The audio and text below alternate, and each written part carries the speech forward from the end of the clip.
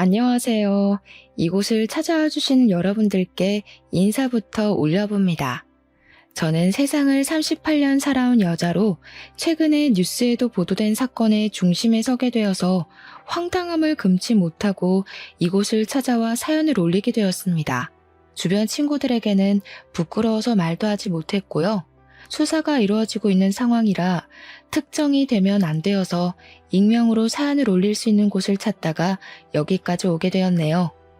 모든 일이 다 지나고 나서 이야기를 하면 되지 않냐고 생각하실 분들도 있을지 모르겠지만 저는 정말 속이 답답해서 어디라도 털어놔야 제정신을 찾을 것 같았습니다. 아직도 그때 일을 생각하면 벌렁벌렁거리는 심장을 멈출 수가 없네요. 그 상황이 되어보신 분들은 아마 한 명도 없을 거라고 당당하게 자부합니다. 물론 사건의 내용이 제가 자랑스럽게 떠벌릴 만한 일은 아니기 때문에 이렇게 말을 해도 제 얼굴에 침 뱉는 일 아닌가 싶기도 하지만 말입니다. 결론적으로 사건이 어느 정도는 해결이 되어 가고 있는 중이고 저 또한 모든 진술을 마쳤기에 이렇게 여러분들께 제 이야기를 소개할 수 있게 된 것입니다. 세세한 내용까지는 깊게 말씀드릴 수 없음을 양해 부탁드리며 털어놓지 않으면 화병이 될 것 같은 제 이야기를 시작해 보도록 하겠습니다. 상상도 못하실 이야기 끝까지 들어주시면 제가 평생 감사 인사 올리면서 살아볼게요. 저는 어릴 때부터 저희 집이 찢어지게 가난하구나 하는 생각을 하면서 살아왔습니다. 그럴 만한 이유가 당연히 있었는데요. 아버지께서 어마어마한 구두쇠였기 때문이었습니다. 아버지는 밖에 버려진 재활용 쓰레기장을 뒤지면서 이상한 낡은 것들을 많이 가지고 오셨었어요. 예를 들면 고장난 선풍기를 주워와서 고쳐서 쓰면 된다고 하시질 않나, 서랍이 빠져버린 TV장을 낑낑거리며 들고 들어오셔서는 거실 한복판에 떡하니 두시질 않나, 서랍 빠진 걸 꼭 써야겠냐고 잔소리를 하면 어디서 이상한 나무판을 덧대어 가려놓으셨습니다. 재활용 수거센터에서 공짜 쇼핑을 하는 게 인생의 낙이자 유일한 취미이기도 했고 저희 집안은 뭐 말할 것도 없이 점점 난장판이 되었습니다. 어머니께서는 맨날 속이 터져라 화를 내셨고 그런 어머니에게 아버지는 아낄 줄 모른다며 침을 튀기시면서 오히려 큰 소리를 치셨습니다. 당연히 저는 그런 아버지보단 어머니 편에 서 있곤 했지만 아버지가 가장이신데 누가 토를 달겠습니까? 한 번은 어머니께서 아버지의 버릇을 고쳐놓겠다고 단단히 벼르셨죠. 아버지께서 주워오신 고물들을 죄다 찾을 수 없는 곳에다가 버리고 오신 것입니다. 와, 그 낡아빠진 가구들이 사라지고 나니까 집이 그렇게 넓고 깨끗해질 수가 없더라고요. 어머니의 결단력에 저는 당연히 박수를 보냈습니다. 집에 돌아와 휑해진 거실을 보시면서 아버지께서 화를 그렇게 내실 줄 모르고 말이죠. 집안에서 아무것도 하지 않는 여편네들이 돈을 쓸 줄만 알지 아낄 줄 모른다고 저와 어머니를 붙잡고 2시간 동안 열변을 토해내시는데 진짜 귀에서 피가 나는 줄 알았습니다. 그렇게 아끼고 아끼는데 돈을 못 모으면 그건 나름대로 이상한 일 아니겠습니까? 덕분에 아버지는 재산을 좀 모으시긴 하셨습니다. 근데 재산이 있으면 뭐 하나요? 돈을 쓰질 않는데.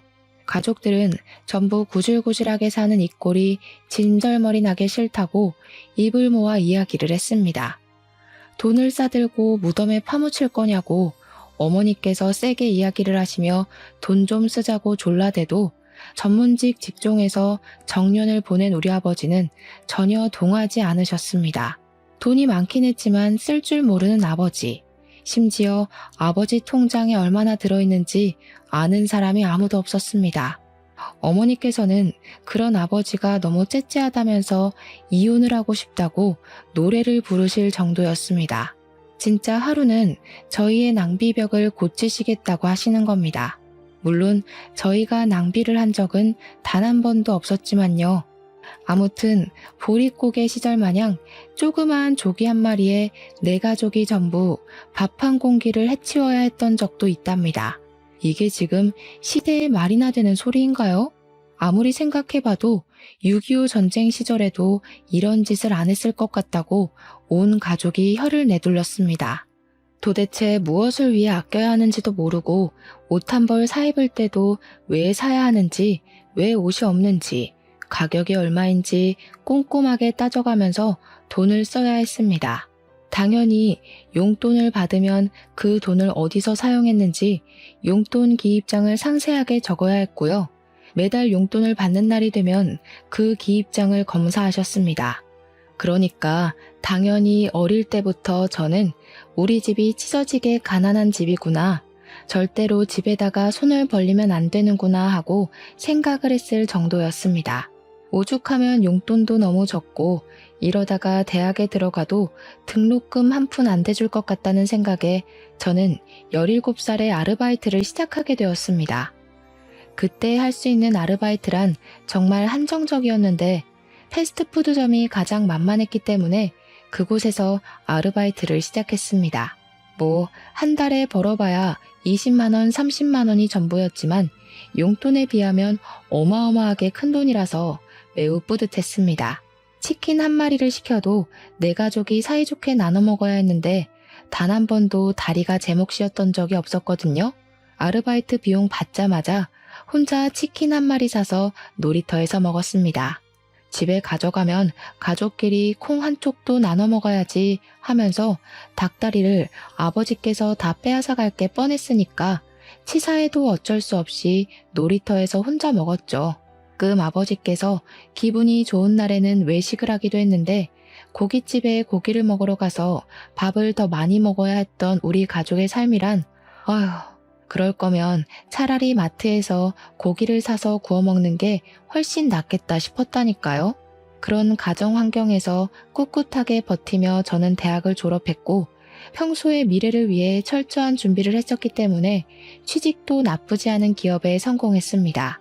하지만 아버지께서 월급을 얼마 받냐, 월급 받는 거 모조리 나한테 맡겨라, 내가 적금 제대로 들어줄게 하면서 월급을 내놓길 강요하셨습니다. 저도 회사원이니까 동료들과 커피를 한 잔 마실 때도 있고 밖에 나가서 밥을 사 먹을 때도 있을 거 아닙니까? 근데 아빠는 그걸 이해하지 못하셨어요. 밥값이 부담되면 도시락을 싸들고 다녀라. 너네 구내 식당에서 먹으면 되지 뭐 한다고 비싼 파스타를 먹냐고 돈 아끼라고 잔소리를 하셨죠. 커피는 탕비실에서 믹스커피 먹어라. 그 정도는 다 구비되어 있다고 하는데 정말 20대 여자의 감성은 개나 주라고 하는 말 같았습니다. 결국 저는 월급을 속였죠. 한 달에 220만 원 받으면서 일을 했는데 180만 원 번다고 철저하게 속였습니다. 40만 원은 저를 위한 사치비용으로 생각하고 일부러 빼고 말을 했습니다. 180만 원 중 아버지는 매달 100만 원을 적금을 붓겠다고 가져가셨고 저는 80만 원에 숨겨둔 40만 원을 포함해서 한 달을 생활했습니다. 물론 아버지께서 매달 가져가신 100만 원을 본인이 사용하신 적은 단 한 번도 없었습니다. 진짜로 제 이름으로 적금을 만들어 주셨거든요. 제가 넣겠다고 하니까 건너뛰고 까먹고 할까봐 본인이 스스로 챙겨야지 마음이 편할 것 같다면서 반전 없이 아버지께서 돈을 모아주셨습니다.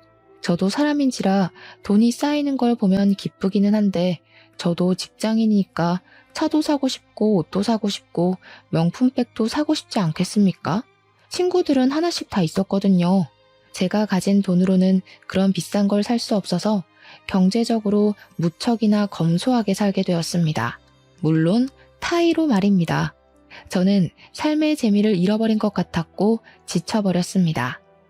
제 나이 30살에 모으게 된 돈이 무려 6천만 원이나 되었지만 제 마음의 풍족함과는 거리가 멀었다고나 할까요? 그래서 사람들이 저에게 이상형이 어떻게 되냐고 물어보면 공공연하게 제 이상형은 돈 많은 남자라고 대놓고 이야기를 했습니다. 제가 아무래도 쓸 수 있는 돈이 한정적이다 보니까 자연스럽게 투자 쪽에 관심을 가지게 되었습니다. 동기들 보니까 한 달에 20-30만 원 정도 되는 돈으로 주식도 하고 투자를 하면서 점심값 정도는 버는 것 같길래 저도 동기들에게 이것저것 물어봐서 투자를 시작했습니다. 하지만 공부를 해야 할 것도 너무 많았고 알아야 할 용어들도 장난 아니게 많더라고요. 누가 옆에서 쉽게 설명을 해주면 좋을 텐데 그럴 사람이 없었습니다. 제가 머리를 싸매고 고민을 하고 있자 동기 친구 한 명이 저에게 투자에 관심이 많냐고 하면서 투자회 같은 곳에 같이 가볼 생각이 있냐고 하더라고요. TV 드라마에서 보면 투자 설명회 같은 곳은 대부분 사기꾼들이 등쳐먹으라고 많이 하는 느낌이랄까요? 그래서 내키지 않았습니다. 제가 동기에게 거기 가서 뭐 하냐고 투자할 돈도 없다고 슬쩍 이야기를 했더니 동기가 저에게 아무것도 모르는 바보라고 하더라고요. 적은 돈을 가지고도 그런 정보를 자꾸 들어보고 투자를 해야 나중에 큰 돈을 굴리기도 쉬운 법이라고 말입니다. 어차피 투자를 하고 말고는 제 자유의지니까 경험이나 한번 쌓는 셈 치고 같이 가자고 조르는 게 아니겠습니까? 듣다 보니 맞는 말 같기도 하고요. 제가 고민을 하는 게 느껴진 건지 저에게 같이 가주면 술 한잔 쏘겠다고 쐐기를 받길래 오케이 콜 외치고는 퇴근 후에 투자 설명회를 찾아가게 되었습니다. 투자 설명회를 듣는데 솔직한 저의 심경으로는 정말 재미가 없을 거라고 예상하고 휴대폰 게임이나 해야지 싶었거든요. 근데 아니더라고요. 생각보다 너무 유용한 정보들도 많았고 저도 투자 초보로서 공감이 가는 내용이 엄청난 거예요. 동기보다 제가 더 신나서 열정적으로 강의를 들었습니다. 정보는 많으면 많을수록 좋다는 말에 하나하나 귀담아 듣고는 저만의 투자를 시작해야겠다고 다짐까지 하게 되었습니다. 이후에는 동기가 술을 사주겠다고 했으니까 자리를 옮겨서 술을 한잔하러 갔는데 동기가 갑자기 저에게 다른 사람 한 명 더 합석을 해도 괜찮겠냐고 물어보더라고요. 제가 원래 낯가림이 별로 없는 성격이기도 하고 제일 좋아하는 게 처음 보는 사람 만나는 거거든요. 그래서 흔쾌히 괜찮다고 어떤 사람이냐고 물어보니까 동기가 말하기를 자기가 속해 있는 투자 전문 동호회 같은 게 있는데 거기서 네임드인 사람이라는 겁니다.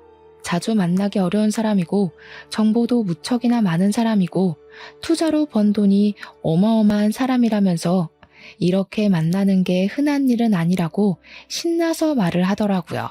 마침 이 사람도 오늘 투자 설명회에 참석을 했다고 하길래 자기도 설명회 왔다가 한잔하고 있다고 했더니 오겠다고 했다는 거예요.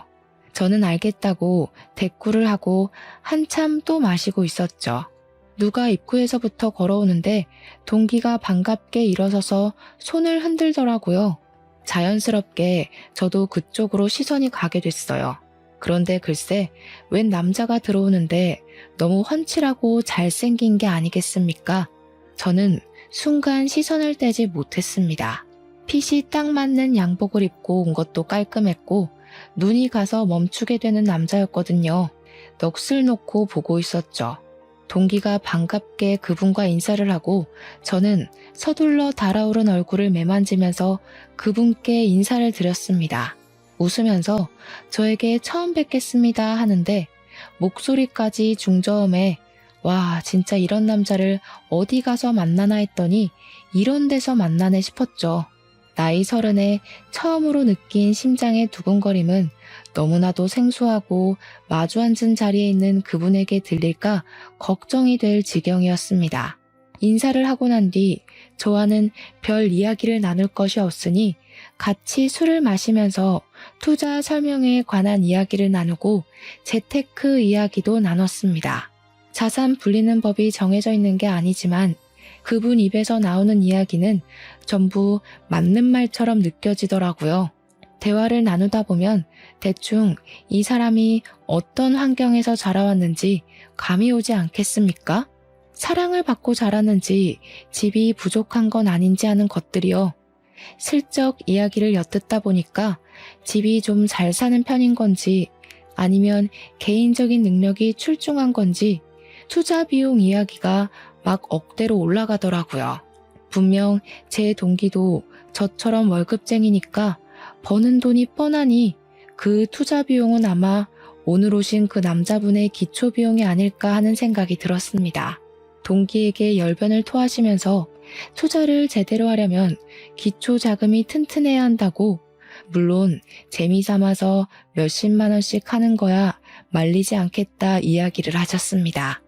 제대로 돈의 맛을 보고 싶으면 기반을 잘 잡아야 한다고 이야기를 하는데 그제야 머리부터 발끝까지 쭉 훑어보았습니다. 입고 있는 정장도 명품 같아 보이고 시계도 번쩍번쩍한 것이 엄청 고가의 제품으로 보였습니다. 더군다나 제가 명품을 잘 모른다고 해도 로고는 다 알지 않겠습니까? 가지고 있는 모든 아이템에 명품 로고들이 콕콕 박혀 있는데 저걸 다 합치면 진짜 억 단위로 나오는 거 아닌가 싶더라고요. 그날은 간간히 그분과 대화를 나누긴 했지만 대부분 동기와 투자 관한 이야기를 했기 때문에 저는 술이나 열심히 퍼마시고 집으로 돌아왔습니다. 다음날 회사에 출근하니까 그 동기가 저에게 슬쩍 다가와서는 그 형 멋지지 않냐고 은근슬쩍 저를 떠보더라고요. 그 형이 우리 동아리 내에서는 끝내주는 인기남이거든. 내가 슬쩍 보니까 집안도 금수저 집안인 것 같더라. 어제 옷, 가방, 시계 다 봤지? 그 형 매번 만날 때마다 다른 거 입는데 합치면 억 단위는 금방일걸? 돈도 잘 쓰고 투자에 대한 지식도 엄청 방대해. 어제 이야기하다가 또 한 번 놀랐잖아. 와, 그러니까 억 단위 투자금을 가지고 주식을 하는데도 손해본다는 말이 하나도 없지. 진짜 괜찮은 형인데. 그 형 남자가 보기에도 기가 막힌 형이란 말이지. 아니, 괜찮은 사람이면 뭐해? 동기사랑 나라사랑 모르냐? 소개라도 시켜주던가. 나한테 소개해줄 것도 아니면서 자꾸 바람만 넣지 말고. 그랬더니 그 동기가 옳다구나 싶었는지 저에게 그 형이 자꾸 저를 힐끔힐끔 쳐다보기도 했고 자기가 집에 가는 길에 은근히 떠봤는데 관심을 보이더라는 겁니다. 제가 뭐 회사에서 인기도 많고 되게 밝은 성격을 가지고 있고 하면서 그 형에게 제 이야기를 했더니 번호 좀 알려줄 수 있냐고 물어봤대요. 글쎄. 저는 당연히 내심 기분이 좋았죠. 그렇게 멋진 사람이 먼저 제 번호를 물어봤다고 하는데 싫을 사람이 어디 있겠습니까? 동기가 그러더라고요. 제가 번호를 줘도 된다고 하면 제 번호를 그분에게 전달하겠다고요. 이게 웬 떡이냐 싶어서 당장 전해주라고 말을 했습니다. 동기가 휴대폰을 몇 번 만지더니 저한테 번호 전달해줬다고 잘해보라고 하더라고요. 나중에 잘 되면 술 한 잔 크게 한턱 쏘라고 하는데 술만 쏘겠습니까? 결혼하면 내가 명품백이라도 하나 안겨주겠다고 설레발을 쳤습니다.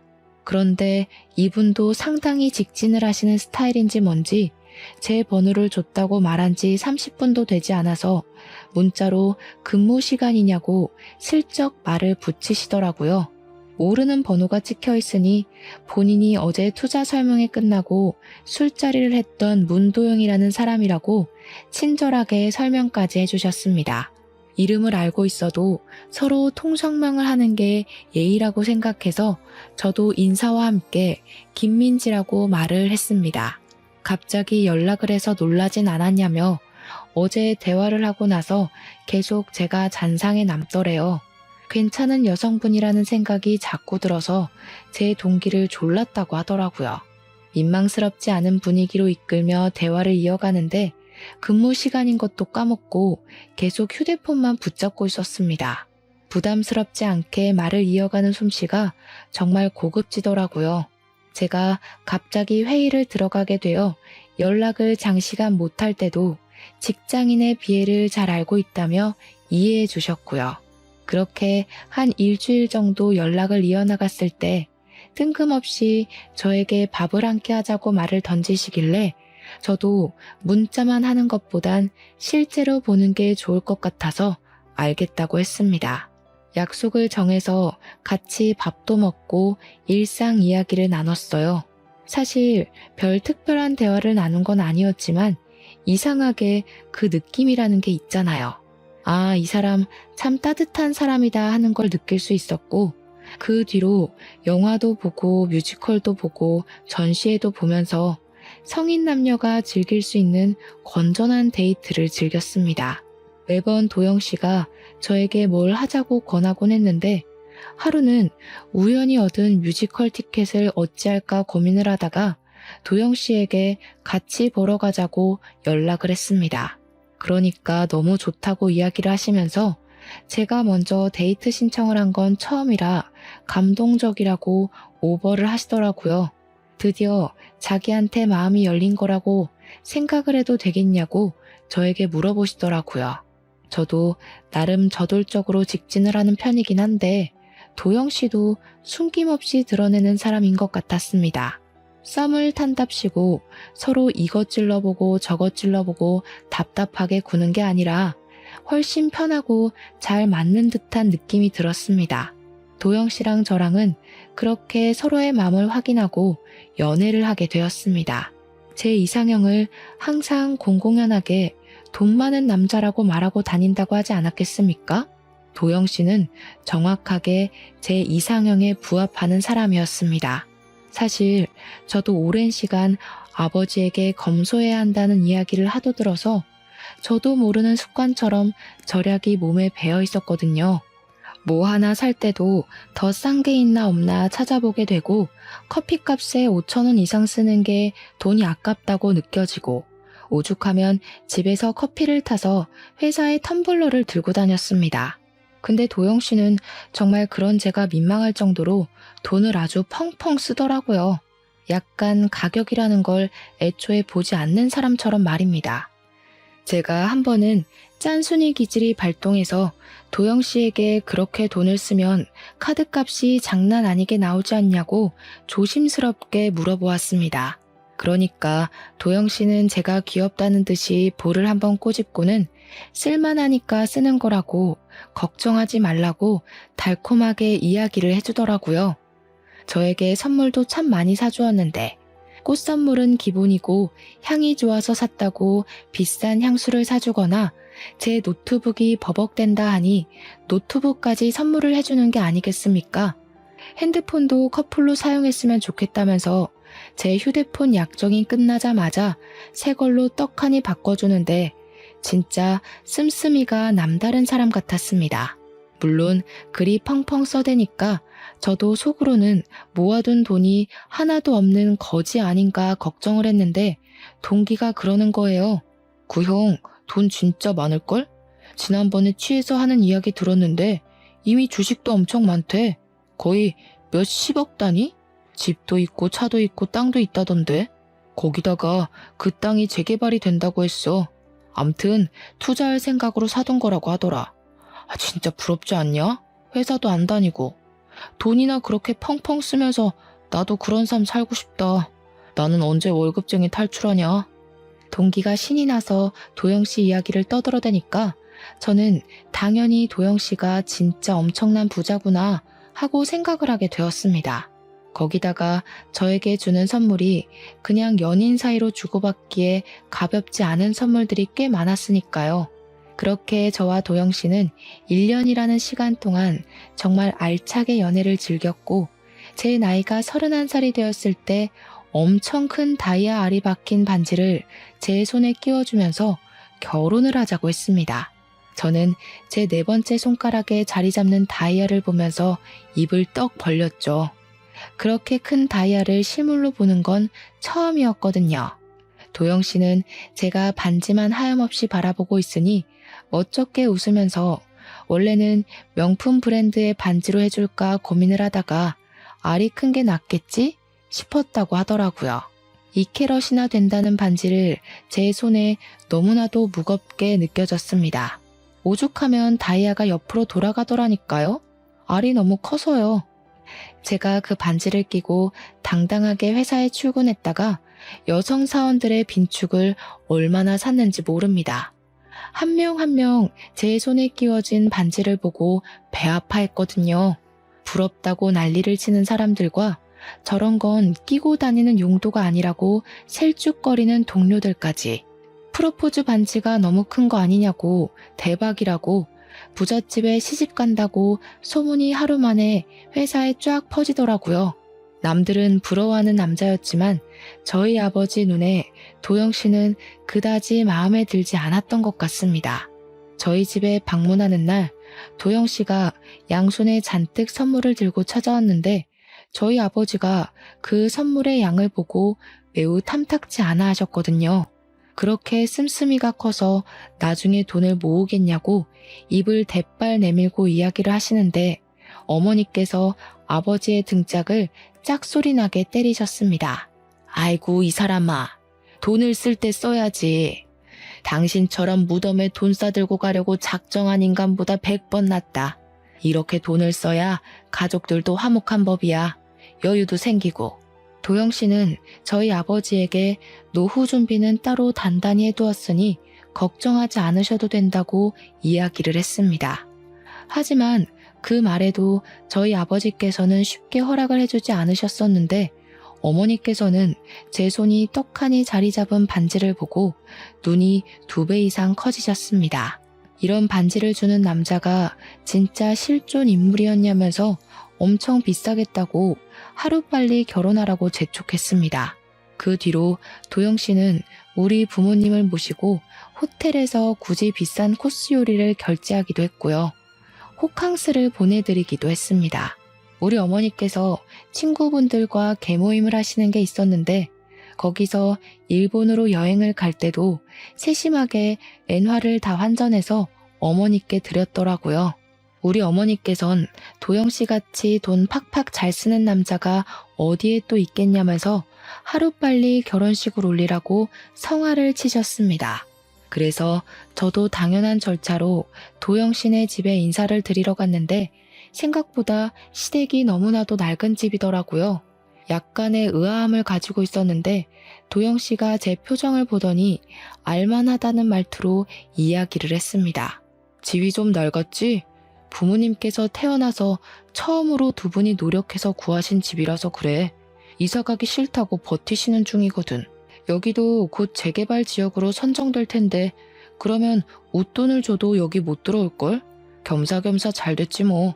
제가 전생에 나라를 구하기라도 한 건지. 도영씨도 제 인생의 선물이라 느꼈는데 도영씨네 부모님은 정말 완벽한 천사나 다름없는 분들이셨습니다. 저에게 눈물까지 글썽이시면서 우리 부족한 아들을 사랑해줘서 고맙다고 하시며 제 손을 꼭 잡고 며느리가 생겨서 너무 행복하고 좋다고 하셨습니다.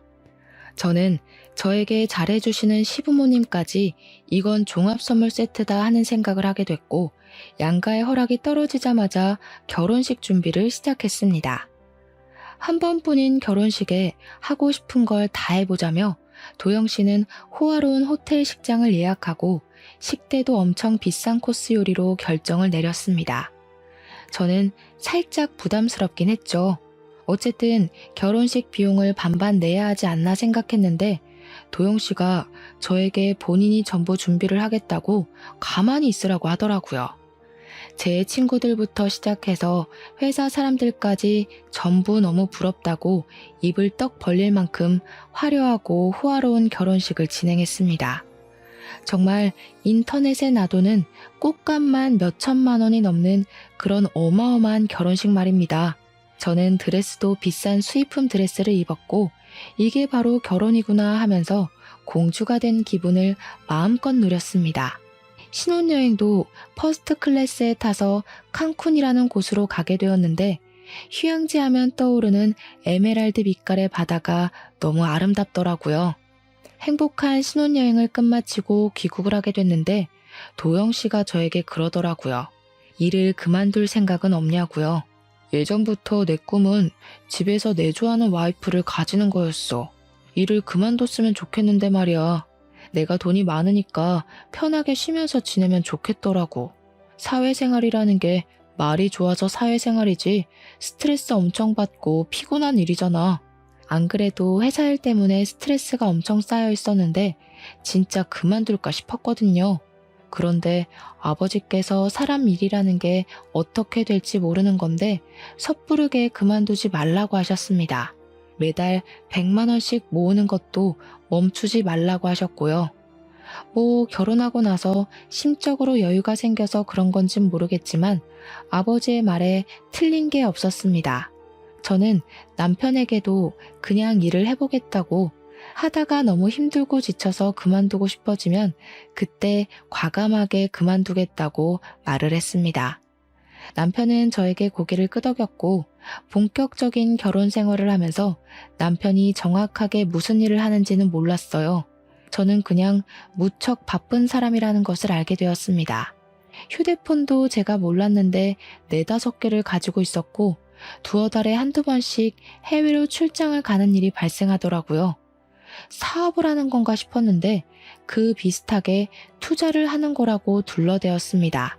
그런데 한 가지 의문이 생기긴 했습니다. 분명 투자도 많이 하고 이리저리 연락도 많이 오는데 그에 비해서 결혼식 당일에 신랑 측 하객의 수가 상당히 적었거든요. 그것도 대부분 시부모님 손님이었고요. 뭐 사업하는 사람들이 바쁠 수도 있지 하고 그냥 넘어가긴 했는데 좀 그랬죠. 도영 씨 인간관계가 별로인가 싶었고요. 결혼을 한 이후 도영 씨에게서 생활비를 받고 있었는데 정해진 금액을 주는 것이 아니라 제가 돈이 필요하다고 할 때마다 한 번씩 큰 돈을 송금해 주었습니다. 덕분에 아쉬운 소리를 안 해도 되고 신혼살림 하는 데엔 아무런 문제도 제약도 없었습니다. 집은 도영 씨가 혼자 살고 있던 강남의 으리으리한 오피스텔에서 시작을 하게 되었고 가전도 이미 도영 씨가 준비를 다 해놨었기 때문에 저는 정말 몸만 쏙 들어가서 살았습니다. 저희 어머니께서는 구두쇠 아버지를 벗어나서 돈 펑펑 쓰며 사니까 좋으냐고 나중에 같이 쇼핑이나 한번 하자고 설레셨습니다. 저랑 도영 씨를 연결해준 동기 또한 가방 사준다더니 입 씻는 거냐고 핀잔을 주길래 같이 백화점에 나가서 제가 명품 서류 가방 하나를 사주었습니다. 도영 씨도 저에게 잘했다고 칭찬을 해주었고요. 그렇게 누구보다 행복한 신혼생활을 하고 있던 어느 날이었습니다. 진짜 그날을 생각하면 아직도 심장이 막 벌렁벌렁 뛰고요. 한순간에 물거품이 되어버린 인어공주가 된 기분이었다고나 할까요? 그날은 남편이 일이 있다며 일찍부터 나갔고 저는 연차를 내고 집에서 남편에게 줄 요리를 하면서 시간을 보내고 있었습니다. 분명 저녁 때가 되어야 집에 올 거라고 했던 남편이 대낮부터 배를 엄청 눌러대는 거예요. 결혼한 지 막 1년 정도 넘었을 때였는데 배를 눌러대는 것이 심상치가 않아서 누구냐고 물어봤습니다. 그러자 밖에 있는 사람이 경찰입니다. 문 열어주세요. 하는 게 아니겠습니까? 저는 너무 놀라서 문을 아주 조금만 열고 경찰이 여길 왜 찾아오냐고 물어봤는데요. 경찰 신분증을 내밀면서 영장을 들고 왔으니까 당장 문을 열으라고 하는 겁니다. 문을 열지 않으면 저를 공무집행 방해죄로 체포하겠다고 하는데 한둘이 아니라 정말 대여섯 명이 왔더라고요. 놀라서 저는 문을 열어주었고 경찰은 갑자기 압수수색 영장이다, 체포 영장이다 하면서 저에게 종이를 막 들이밀고는 경찰서로 가자고 하는 겁니다. 경찰서라뇨?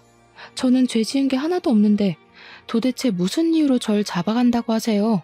그러니까 참고인으로 조사를 받으셔야 한다면서 그때부터 야 뒤져 발견되면 바로 손들어 하고 집을 막 이잡듯이 뒤지는 게 아니겠습니까? 저는 악을 쓰면서 경찰들에게 뭐 하는 짓이냐고 난리를 쳤죠. 이게 무슨 자다가 봉창 두들기는 소리냐고요. 지금 뭐 하시는 거예요? 제 집에서 누구 허락 받고 오셔서 이러는 건데요. 아니, 영장 있으면 다예요? 이거 어떻게 치워요? 나가주세요. 저희는 적법한 절차를 통해서 영장 받아왔고요. 수색할 의무가 있습니다. 어차피 참고인 조사 받으셔야 하니까 얌전히 계세요. 저는 점점 난리통이 되어가는 집안을 보며 다 포기하고 거실 소파에 앉아 있었습니다. 뭘 찾으러 온 건지 모르겠지만 화장실 변기통까지 싹 다 뒤지는데 이게 무슨 일인가 싶어서 멍해지더라고요.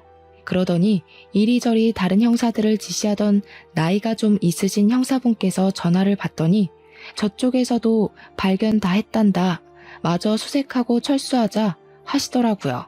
다들 예 하면서 일사불란하게 움직이는데 저쪽은 또 어디고 아직도 뒤질 게 더 남았다는 건지 머리가 지끈거렸습니다. 3~4시간 정도를 이불솜까지 다 꺼내어서 수색을 하더니 다들 거실에 모여서 이 집에는 아마 없는 것 같다고 수근수근거리더라고요. 저는 그게 너무 궁금했죠. 형사님들께 이게 다 무슨 일인지 설명 좀 해주시면 안 되냐고 하니까 경찰서로 이동해서 이야기를 하면 될 것 같다고 저에게 따라오라고 하더라고요. 그런데 그 형사들의 표정에서 느껴지는 게 마치 저를 좀 범죄자? 공범자? 그런 느낌으로 보는 것 같아서 기분이 나빴습니다. 경찰서에 도착해서는 조사받으라고 하길래 자리에 앉으려고 했더니 일이 있어서 아침부터 나간 남편이 떡하니 있는 게 아니겠습니까? 아니 당신 뭐 좀 먼 거리에 볼 일이 있다고 하더니 여기에 왜 와 있어? 근데 남편이 저를 쳐다보지도 않고 불안한지 다리를 벌벌 떨면서 손톱을 물어뜯고 있는 게 아니겠습니까? 저는 너무 의아해서 남편을 계속 불렀는데 제 말이 아예 들리지 않는 사람처럼 굴더라고요. 문도영 씨 부인이시죠? 아무것도 모르셨어요?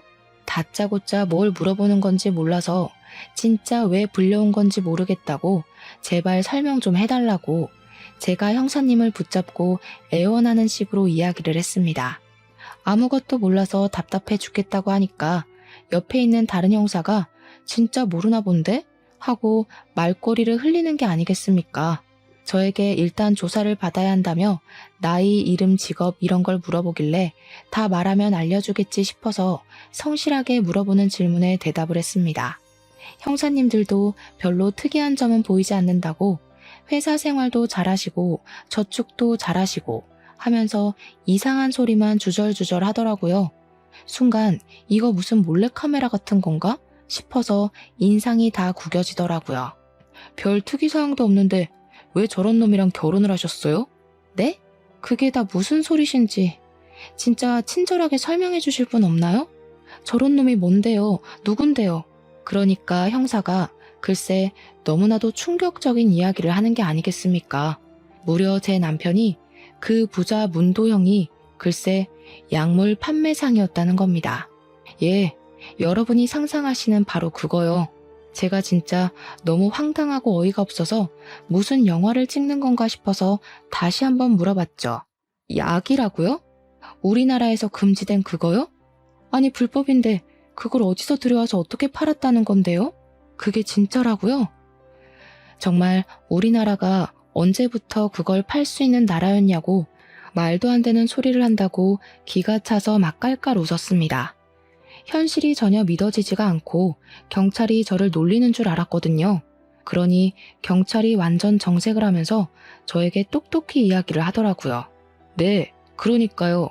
제 말이 그 말입니다. 불법인 나라에서 당당하게 금지 약물을 유통했다니까요. 저는 남편을 쳐다보고 그게 진짜냐고 몇 번이나 다그쳐 물었습니다. 그러자 남편이 변호사 오면 이야기를 하겠다고 저한테도 아무 말을 하지 않고 입을 딱 다무는 게 아니겠습니까?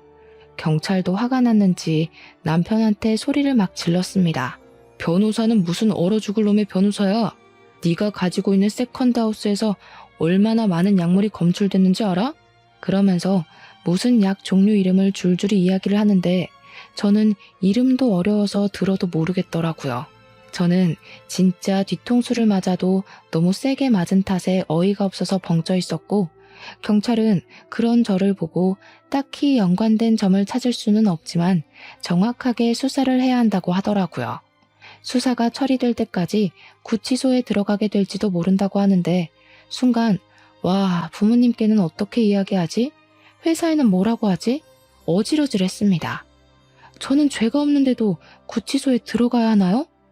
일단 최대한 불구속 기소로 처리를 하긴 할 건데 가족으로 엮여 있는지라 보통 이런 범죄는 아주 중죄라서 구속이 되거든요. 같이 사는 동거인도 물론이고요. 저는 너무 억울해서 그 자리에서 엉엉 눈물을 쏟아냈습니다. 알고 보니까 남편이 국내에서 정말 알아주는 약물 유통계의 큰손이었던 것이었습니다. 그래서 돈이 억소리가 나게 많았던 것이고 집도 여러 채고 돈도 물 쓰듯이 썼던 것이었습니다. 이쯤에서 슬슬 시부모는 이걸 알았냐 몰랐냐 그 사실이 궁금하시죠? 예, 시부모님도 전혀 모르고 계셨답니다. 남편이 맨날 술이나 처먹고 놀고 먹던 놈이었는데 어느 날 갑자기 해외에 한번 다녀오더니 점점 돈 씀씀이가 커지고 사업을 한답시고 돈을 막 가져다 주더래요. 별다른 직장도 없던 게 사업이 잘 된다면서 투자니 어쩌니 하면서 땅도 사고 차도 사고 집도 여러 채 사고 해서 그냥 찜찜했지만 지 밥벌이 하나보다 했대요. 대신에 남편이 집에 돈을 가져다 주는 게 영 수상하고 불법적인 일을 하는 건 아닐까 걱정이 되어서 남편한테 돈을 한 푼도 받아본 적은 없다고 하시더라고요. 결국 3개월이라는 시간 동안 저와 시부모님은 불구속 기소 상태로 계속 경찰서를 오가면서 약물 반응 검사도 하고 수사를 받아야만 했습니다. 다행히도 무혐의가 나와서 저희들은 풀려나게 되었지만 남편은 무려 징역 40년형을 받게 되었습니다. 남편이 유통을 한 약물의 양이 어마어마했고 해외에 거점을 두고 국내로 밀반입을 했던 점까지 모두 괘씸죄가 추가되었습니다. 진짜 교묘하게 항구에서 무슨 컨테이너를 교체하는 방법으로 밀수를 했다고 하는데 수사 기밀이라고 정확하게 알려주지는 않더라고요. 저는 계속 경찰서에서 출석을 요구할 때마다 와야 했기에 회사도 그만두게 되었고 저희 집에서는 당연히 난리가 나셨죠.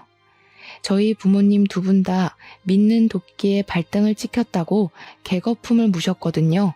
오죽하면 뉴스에서도 대대적으로 보도가 되었으니 얼굴은 다 팔렸죠 뭐. 하지만 사건은 여기서 끝나지 않았습니다. 저는 남편의 선고가 내려지자마자 이혼 소송을 시작했고 남편의 죄질이 너무나도 나쁘고 아이가 없었던 덕에 이혼은 빠르게 진행이 될 수 있었습니다. 시부모님께 찾아가 죄송하지만 저도 정리를 해야 하지 않겠냐. 그 사람을 품고 살 자신 없다고 인사를 드린 뒤 이혼을 결정했다고 말씀을 드렸습니다. 그리고 조용히 인연을 끊고 지냈는데 한 3개월쯤 지나서 뜬금없이 병원에서 연락이 온 게 아니겠습니까? 저희 시부모님께서 사고를 당했다는 연락이었습니다. 남편을 보러 교도소에 면회를 갔다 오는 길에 덤프트럭이 졸음운전을 했고 하필이면 저희 시부모님의 차를 정면으로 들이박은 겁니다. 시부는 그 자리에서 즉사했고 시모는 크게 다쳐서 사경을 헤매고 있다며 저에게 연락이 온 것입니다. 제가 가족 연락처에 저장이 되어 있었다고 하더라고요. 모른 척 할 수 없어서 부모님께 말씀을 드리고 병원을 찾아갔는데 시모는 의식이 돌아오지 않은 상태였기에 제가 시부 장례식을 치러야 했습니다. 전 남편이 그런 일을 겪은 놈이라 그런지 장례식장이 무척이나 휑하더라고요. 시모는 일주일 만에 의식을 되찾았고 시부의 장례가 끝났다는 이야기에 오열을 하셨습니다. 그런데 병원에서 아주 말도 안 되는 이야기를 하더라고요. 시모 뇌에 암이 있다는 것입니다. 진행 속도도 빠르고 이번에 사고를 당하면서 조직이 크게 손상을 입었다고요. 지금은 정신이 멀쩡해 보여도 곧 치매기가 올 수 있고 뇌출혈 또한 발생할 수 있기에 아주 조심해야 한다고 길어야 3개월 정도 살 수 있을 테니 빨리 주변 정리를 하라고요. 시부가 사고로 죽었기에 보험금을 시모가 수령하게 되었는데 변호사를 불러달라고 하셔서 불러드렸더니 유언장을 쓰고 싶다고 하시면서 저에게 본인 재산 전부를 주고 싶다고 하셨습니다. 저는 부담스럽다고 거절을 했으나 범죄자 아들에게 주고 싶지 않다면서 부담이 되면 사회에 기부를 하라고 하시더라고요. 결국 유언장을 쓰고 한 달 만에 시모에게 뇌출혈이 오면서 쓰러지셨고 그 뒤로 세상을 등지게 되셨습니다. 저는 재산을 받은 뒤 전부 현금화를 했더니 단위의 돈이 생기더라고요. 어떻게 할까 고민을 하다가 약물에 중독되어 고통을 받는 사람들을 위해 치료센터에 기부를 하기로 결정했습니다. 5억이 넘는 돈을 기부하니 언론에서 저를 취재하고 싶다고 했지만 당연히 저는 거절했습니다. 나중에 전 남편이 어찌 알았는지 저에게 영치금을 달라고 편지를 보냈더라고요. 그 편지를 받자마자 아버지께서 이 집에서 사는 게 위험한 것 같다며 평생 모은 돈을 싹싹 긁어서 보안이 철저한 신축 아파트를 매매하셨습니다. 어머니는 아버지의 결정에 무척이나 환호하셨습니다. 그렇게 몇 년의 세월이 더 지난 지금 제 나이가 38살인데 결혼 생각은커녕 조용히 다른 회사에 취직해서 살고 있습니다. 아직 전 남편과 연루된 다른 사건이 남아있다고 하더라고요. 모쪼록 나쁜 놈들 모두 잡혀서 깨끗하고 불법 없는 대한민국이 되었으면 합니다. 아무튼 이렇게 제 사연은 끝입니다. 길고 파란만장한 제 사연을 여러분들은 어떻게 들으셨나요? 저는 이번 일을 통해서 장꾀를 부려 돈을 벌려다가 언젠간 꼬리가 밟힌다는 교훈을 얻게 되었습니다. 여러분들도 늘 합법적인 선에서 돈을 버시고 행복하게 사셨으면 좋겠습니다. 들어주셔서 감사합니다.